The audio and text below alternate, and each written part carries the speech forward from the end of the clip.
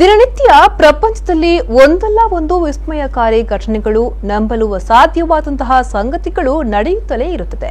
ಪ್ರಾಣಿಗಳಿಗೆ ಒಂದೇ ಮುಖವಿರುತ್ತದೆ, ಆದರೆ ಪ್ರಕೃತಿ ವಿಸ್ಮಯವೋ ದೇವರ ಕೋಪವೋ ಗೊತ್ತಿಲ್ಲ. ಇಲ್ಲೊಂದು ಹಸು 2 ತಲೆಗಳಿರುವಂತಹ ಹೆಣ್ಣು ಕರುವಿಗೆ ಜನ್ಮ ನೀಡಿದೆ.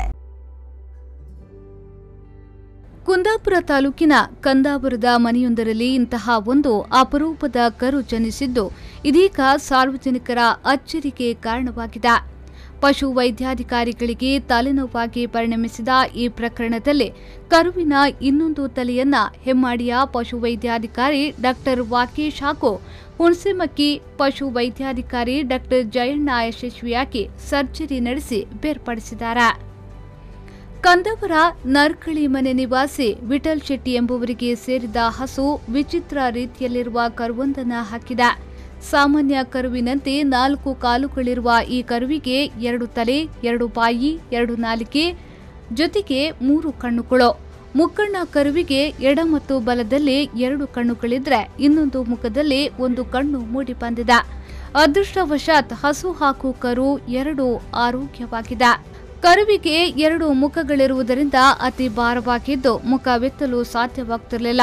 ಕರುವಿನ ನಾಲಿಗೆ ತಾಗಿಕೊಂಡು 2.5 ಕೆಜಿಯಷ್ಟು ಭಾರದ ಇನ್ನೊಂದು ತಲೆ ಸೇರಿಕೊಂಡಿದ್ದರಿಂದ ಯಾವುದೇ ಆಹಾರ ಸೇವಿಸಲಾಗುತ್ತಿರಲಿಲ್ಲ.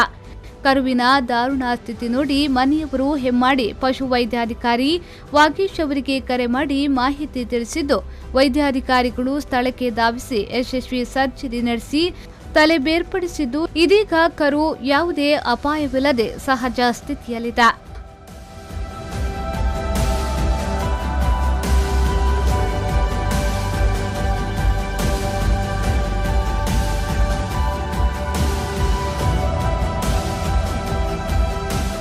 ಹಸುವಿನ ಗರ್ಭದಲ್ಲಿ 2 ಭ್ರೂಣಗಳು ಬೆಳವಣಿಗೆ ಹೊಂದುವ ಸಮಯದಲ್ಲಿ ಕ್ರೋಮೋಸೋಮ್ಗಳು ಏರುಪೇರಾಗಿ ಒಂದು ದೇಹ 2 ತಲೆ, ಅದು ಕೂಡ ಇನ್ನೊಂದು ತಲೆಗೆ ಹೊಂದಿಕೊಂಡೇ ಜನಿಸುವ ಸಾಧ್ಯತೆಗಳಿವೆ ಎನ್ನುತ್ತಾರೆ ಪಶು ವೈದ್ಯಾಧಿಕಾರಿ ಡಾಕ್ಟರ್ ವಾಕೇಶ್ ಚವಾಣ್ ಅವರು.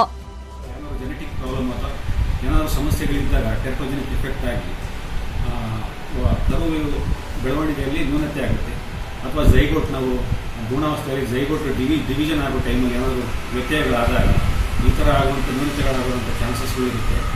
ಹಾಗಾಗಿ ಇದು ತುಂಬ ವಿರಳ ಕೇಸು. ಮತ್ತು ನಾನು ಕೂಡ ಇದು ಫಸ್ಟ್ ಟೈಮ್ ಈ ಥರ ಕೇಸನ್ನು ನೋಡಿದ್ದು.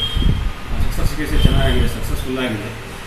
ಮತ್ತು ಈ ಥರ ನ್ಯೂನತೆಗಳಿದ್ದ ಕರುಗಳು 85-90 ಬದುಕುಳಿಯೋ ಚಾನ್ಸಸ್ ತುಂಬ ಕಡಿಮೆ. ಆದರೂ ಕೂಡ ಇನ್ನೂ ಚೆನ್ನಾಗಿದೆ, ಆರಾಮಾಗಿದೆ, ಏನು ತೊಂದರೆ ಇಲ್ಲ. ಹಾಗಾಗಿ ಇನ್ನೂ ಬದುಕುವ ಆಶೆಗಳು ಇದೆ ಮತ್ತು ಮನೆಯವರು ಕೂಡ ಆರೈಕೆಯನ್ನು.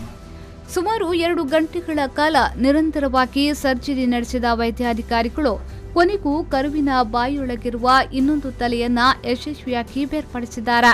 ಪಶು ವೈದ್ಯಾಧಿಕಾರಿಗಳ ಈ ಕಾರ್ಯಕ್ಕೆ ಮನೆಯವರು ಪ್ರಶಂಸೆ ವ್ಯಕ್ತಪಡಿಸಿದ್ದಾರೆ.